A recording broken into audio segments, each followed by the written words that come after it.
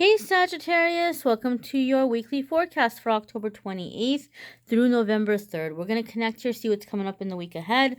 We're going to see what's happening for you with this deck here for the week. And then we're going to go ahead and pull a spirit message for you from that deck there. Guys, we've had some really intense energies going on right now. We are heading into a Mercury retrograde at the end of the week.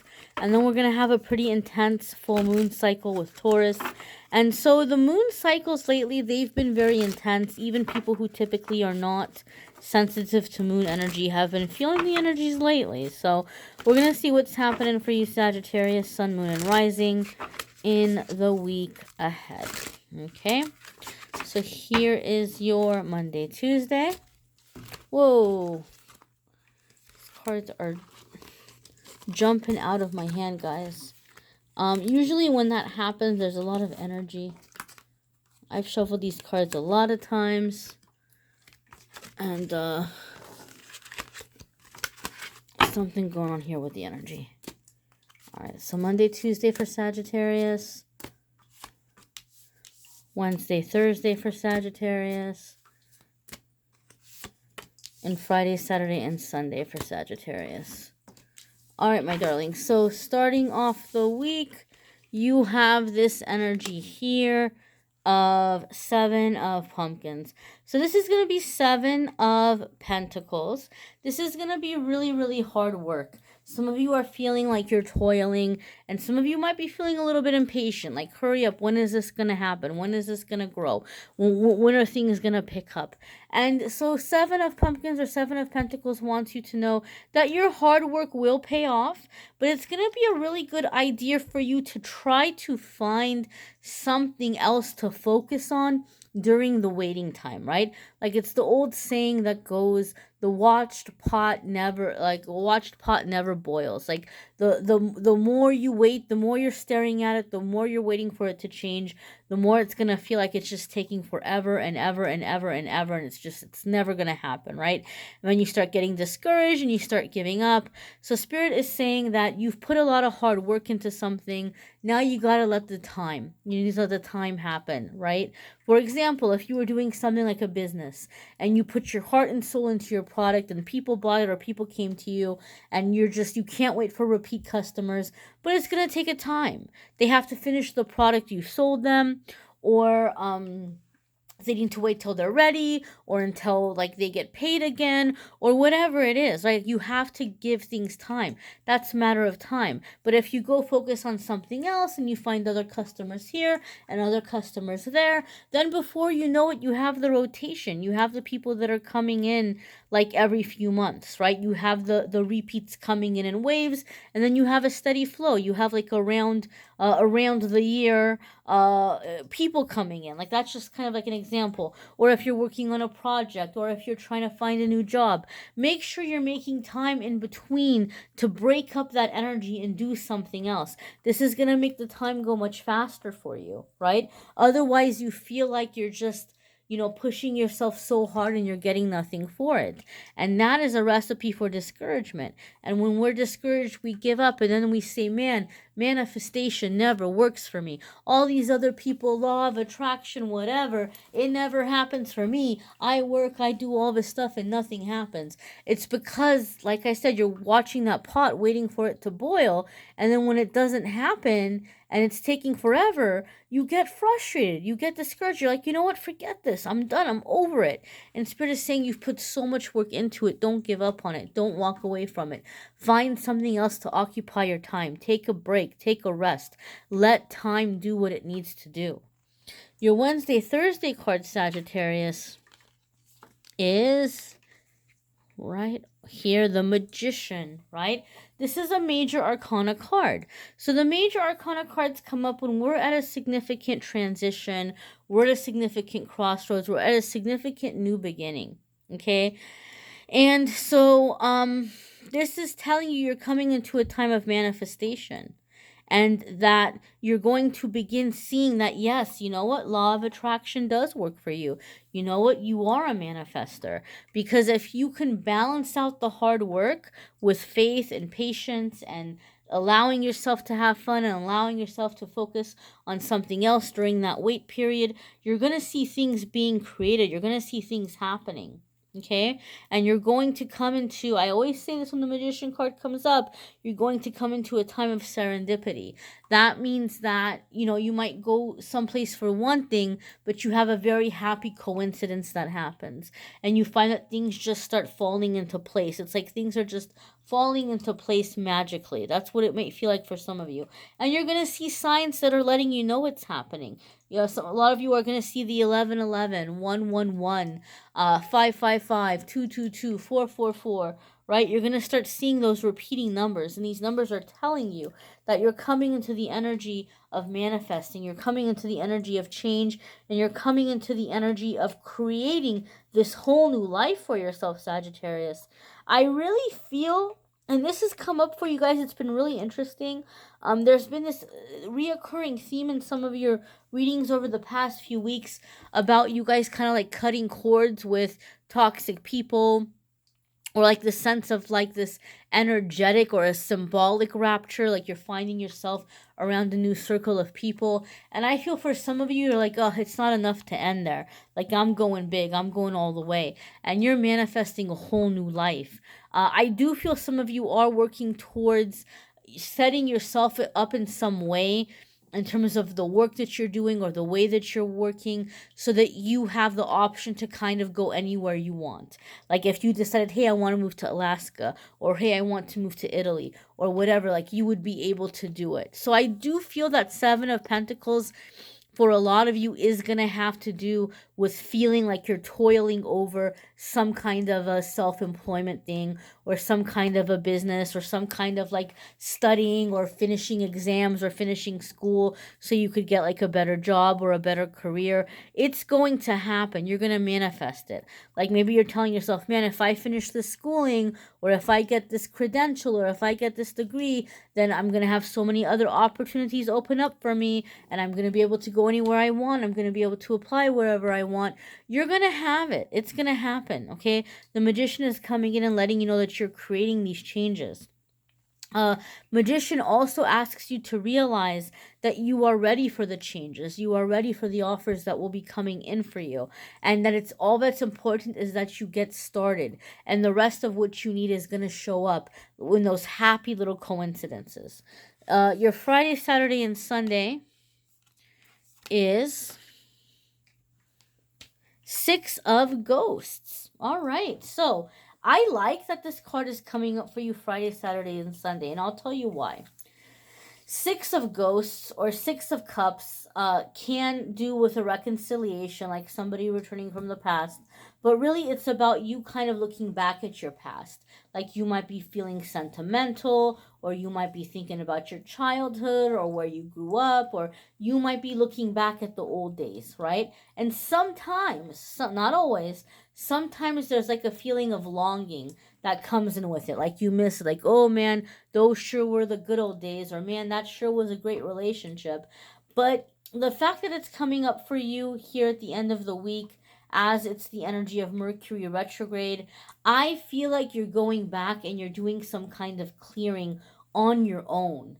Like I feel some of you are telepathically or energetically clearing the air with people who maybe in the past left you with resentment, or let you down, or disappointed you, or weren't there for you. I almost feel like some of you are literally releasing ghosts. Like you're literally coming into closure, or giving forgiveness, or releasing someone who's crossed over or who's passed away. Like you're giving them some kind of forgiveness, or you're having like some kind of talk with them, or you're doing some kind of release ceremony, or some kind of like symbolic burial, some kind of symbolic funeral, or celebration of life, or whatever it is, but you're doing it like in a symbolic way by yourself, possibly for somebody who passed, for some of you, many, many years ago, or a very long time ago, because you're also kind of burying, so it were, so to speak, or laying to rest the issues that you had with the person, or the pain that this person caused you. You're laying it to rest, you're letting it go. Okay, I feel this very strongly for some of you. And the reason why it's good that it's coming up in this spot is Mercury retrograde is a really great time for reviewing, for looking at what needs to be changed, what needs to be done differently. And so like you are learning from the past, and these things that you're releasing are also giving you tools. You're gaining tools out of it that you're going to be able to use in moving forward. Sagittarius, this is a very specific reason. I'm sorry, a very specific message, and I'm not sure why it's coming up. Some of you are really, really focusing on adopting. Like it's becoming something that is overwhelming you. Like I have to adopt, I have to adopt, I have to adopt. And so I feel like what is happening is you have a very special soul connection, past life connection with a child that you're meant to adopt that's going to be crossing your path. And the contract that you all have together is that you are breaking generational curses, and energetically you are healing this child in the way that you are raising this child, and the way that this child, who I do feel will be very intuitive as well, is going to be energetically healing on like a physical level, restructuring his or her DNA in the process, and they don't even know, just very, very much on a certain, they don't know what's happening in the deeper level, but on a deeper level what's happening is they're actually helping their ancestors release. So you're creating like this sense of cleansing, or this domino chain reaction of cleansing. And this is why you're feeling so led or so guided to adopt. And so as a part of that, you're going through your own little clearing before this happens. You are releasing your ancestors. You are having your own little domino effect within yourself and your family line. So it's I just feel there's some kind of like a cosmic connection, some kind of like, just you're beginning to create the chain reaction, a chain reaction of clearing, that you're not even going to know how powerful this was until you've lived a long and happy life, and you grow well into your old age, and you cross over into the spiritual world, and then you get to see how significant this was. Then you get to see how it all played out, and you're like, whoa, like I'm very honored that I get to take place in that.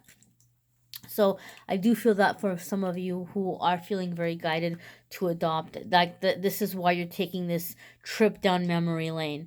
But whatever the case, whatever it is, it's just helping you restructure and rework your relationships so that they are better relationships, whether they be friendships, romantic ones, business partnerships. Being able to communicate and to connect in higher vibrational, more functional ways. Let's see what your message is for the week, my dears. And Sagittarius, I do encourage you to watch your moon sign and rising sign videos as well. Some weeks they may resonate with you more than others, or they may bring you little extra tidbits of information, which can be very helpful. So I do encourage you to check that out. And so here, my dears, the message that you have is trust. Trust in the changes that you're going through. Trust in the feelings that you're experiencing. Let yourself know and remind yourself that as these energies are very intense, you may have intense feelings that come up, but trust that you are healing. Trust that you are releasing, and trust that you are headed towards better days. There's a certain symbolism in this picture. Sometimes when we look at deer, deer can be known or can represent in a poetic sense fear, or like being afraid, or being very cautious. Because deers aren't typically animals that have like, they have antlers and stuff, the bucks do, but they're not typically like a lion or a tiger. They're not like some alpha in the wild. So a lot of their survival does depend on them being cautious, being alert, being aware, being fast, right? And so it's like this fear, but it's a healthy fear, right? So deers can sometimes symbolize fear. And so Sagittarius, what this message is coming up for you to say is, you may have a lot of fear that's coming to the surface for you to release it, but also at the same time, do not allow the fear to cause you to doubt what you're capable of doing, or to cause you to doubt the changes that are coming in. Anyone who has changed their life, anyone who has been a hero or who has helped anybody or who has brought about change in the world has felt fear as they've done it. There's always going to be a certain level of fear, right? Courage isn't the absence of fear. Courage is acting in the face of that fear. So you're human, and it's normal that there's going to be some elements of fear. But that doesn't mean that you are not meant to succeed, or that you're not going to succeed, or that you aren't going to break through. You will break through, my darlings.